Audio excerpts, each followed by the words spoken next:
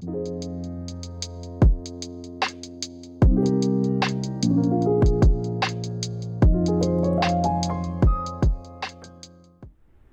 everybody, welcome back to the Pressing Matters. I'm Scott. Thank you for tuning in today. Thank you for your support. Today I am going to do another living stereo title. Surprising to me, well not surprising to me, but I'm a little surprised that it's gotten as much traction as it has.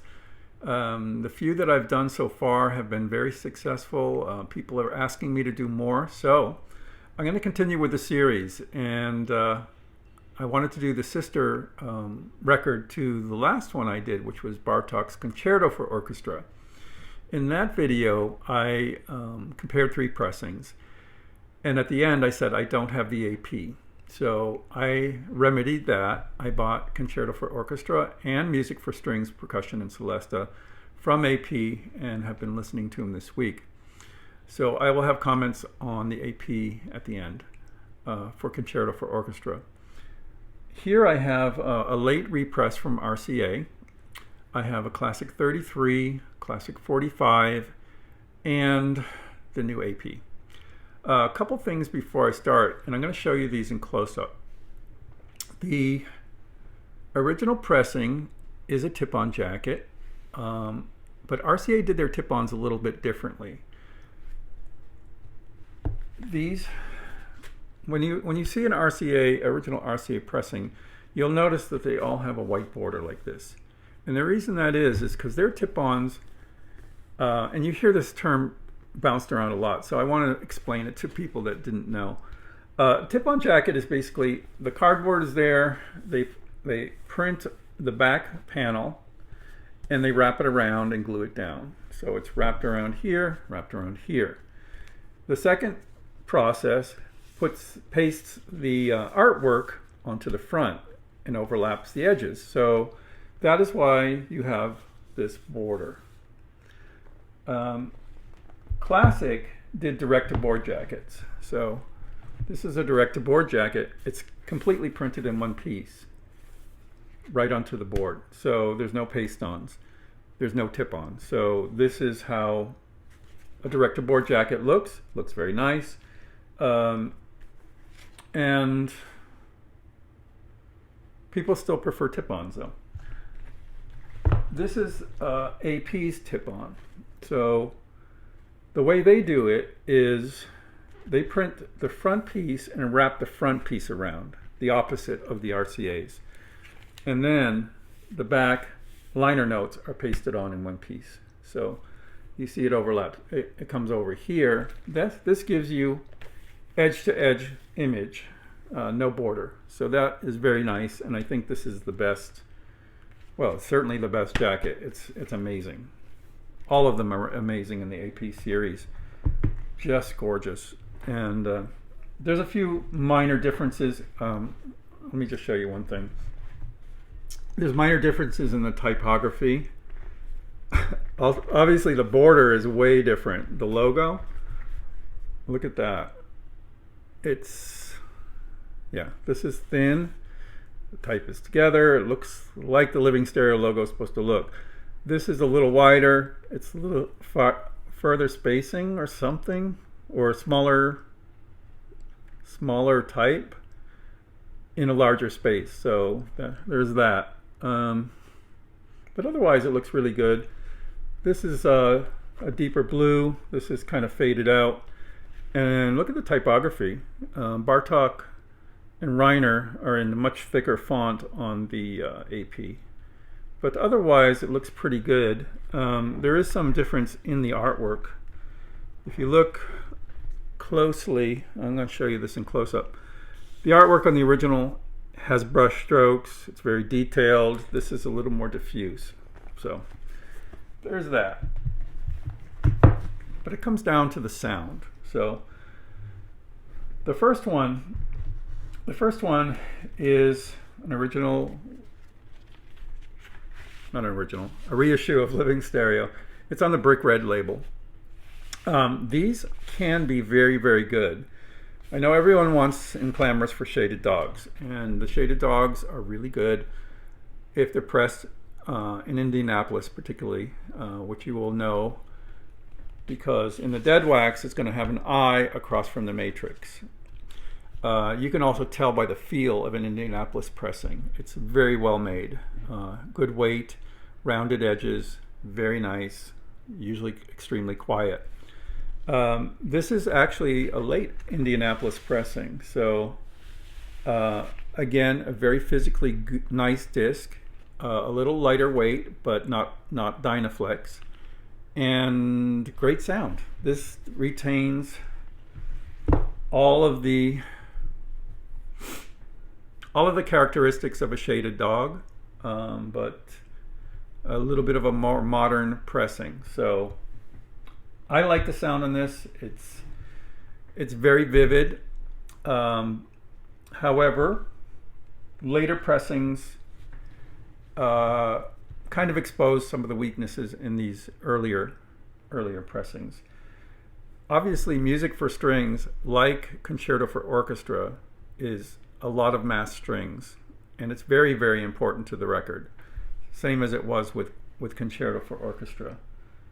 These sharp, angular moments of mass strings are very important to get right because they can sound a little aggressive if not done right.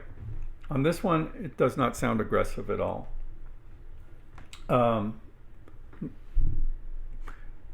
The music is very aggressive in a way. So I'm not talking about the music. I'm talking about the sound of the strings. Just want to make that clear.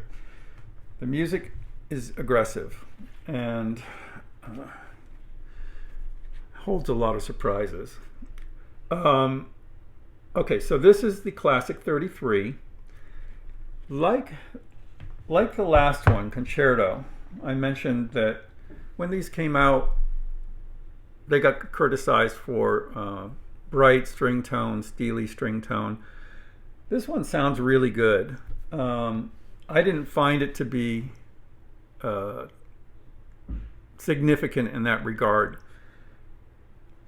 It's much more open sounding, a wider sound stage, very deep. You can go right into it and get a feel for orchestra hall. It's very, very exciting, dynamic listen. Particularly my favorite, which is the second movement. The Classic 45 expands on those strengths and adds even a more vivid, more immersive sound to the proceedings. It gives the record this vibrancy and life and depth that no other pressing here has, I don't think. The 45 is stunning, but it's a 45, so you are sacrificing continuity for the 45. And honestly, with classical,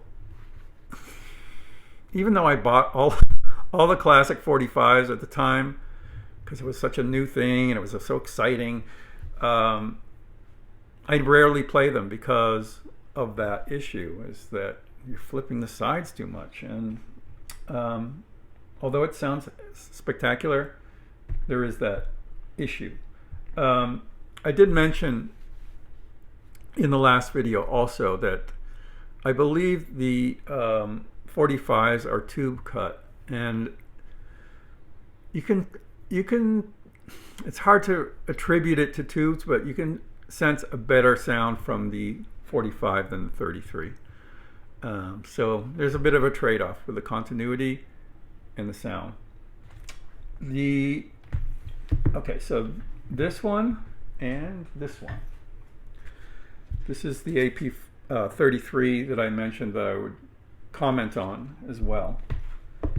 I have about a dozen of these so far, and I am very impressed with the series overall. I think it's a wonderful, wonderful series that plays the strengths of the shaded dogs and grabs the strengths of the classics and puts it together in a way that just is such a just an exciting,